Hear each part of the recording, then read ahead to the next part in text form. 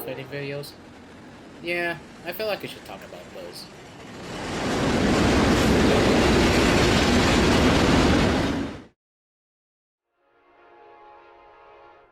Around early 2021, the G.R Railroad was experiencing a shortage of freight locomotives due to most of their prior locomotives being decommissioned due to technical problems and the rise of more freight services. So they requested some locomotives from GE and EMD. However, because of how many locomotives they ordered, they wouldn't get them until mid to late 2021. And that was not going to be enough to cover the amount of freight they were carrying at the time. So the G.R Railroad did this. Just a side note, the railroad as of now owns a freight company, which was former CN, and has the freight locomotives from when they ordered them. This is back in early 2021, just before they were about to buy it, but it wouldn't come until early 2022, and this was just when they ordered the locomotives. So, what exactly did they do? The railroad had an extreme surplus of SC-44 Chargers because at the time it was still more or less a passenger service, and those were really needed. But they again still had a surplus. At first they paired Chargers on freight locomotives, but that didn't work out because, of course, they were meant for passenger. So they used a Charger and a decommissioned ST-40-2 and asked both Siemens and EMD to do something with it while they wait. Around 2 weeks later, they returned with a locomotive no one had seen before. It was called the SCF-40, or Siemens Charger Freight, or Freight Charger. This weird but productive locomotive was quickly put into testing and soon into service.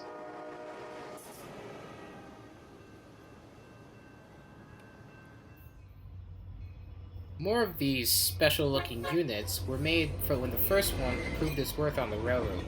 The SCF-40 had a top speed of 97 miles per hour because of its streamlined cab, which of course came from the Charger part of the build. Because they went so fast, they were put into passenger service from time to time as well. This was perfect for the Surfline because at the time it was the main hub of the G.R Railroad's fast trains, and still is. The units had the usual MP-K5LA, which was accustomed to the Charger, and the second horn, which was either another K5LA or a P5. P5s were rare on these units. These units were numbered in the 9000s. Here's some clips of them.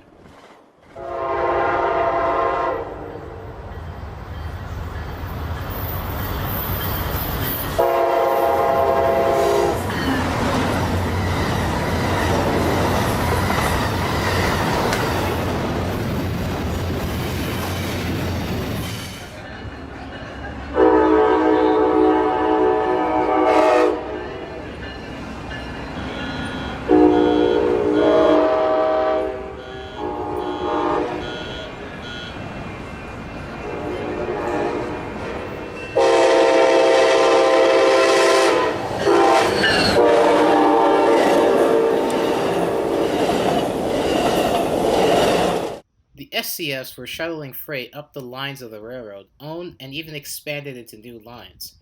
However, wear and tear started to appear fast. Not even a month passed and they began to have problems.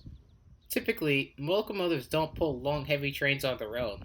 Sure, one unit could pull long consists, but typically it's empty cars. An example is the Charger. The Charger doesn't pull long loads of trains. For instance, on the Surfline, it usually pulls 6 to 7 cars by itself, and 10 cars whenever it is doing something called the Del Mar block. The SCS, which still use Charger parts and tech and do both passenger and freight, were pushing themselves a lot, especially freight, because the railroad didn't have enough units to cover 3 units on the train, or sometimes even 2. So sometimes they were mostly on single units with no helpers. So, in typical fashion, they started breaking down.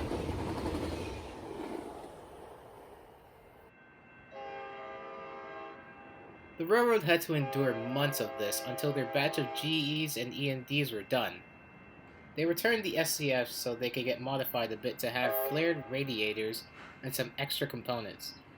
But that barely mitigated the problems. So they decided to take the finished units from their incoming batch, which was mostly GE ES44ACs, or GEVOs. They were paired with SCFs as a second unit, since the railroad opted for streamline in the front.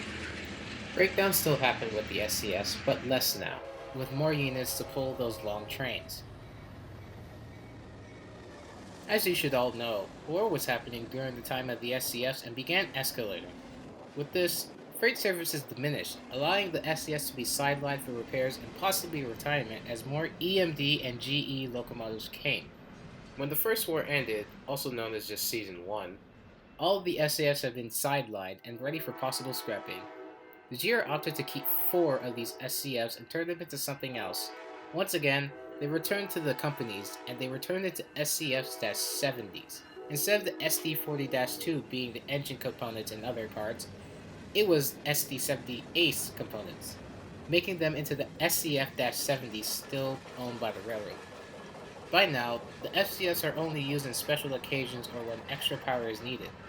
2 are sitting in California, 1 is in Ontario, Canada, and the last one somewhere in Texas, waiting to be used as extra power. There is a 5th SCF locomotive known as NORA, or an ATC 45 ACM.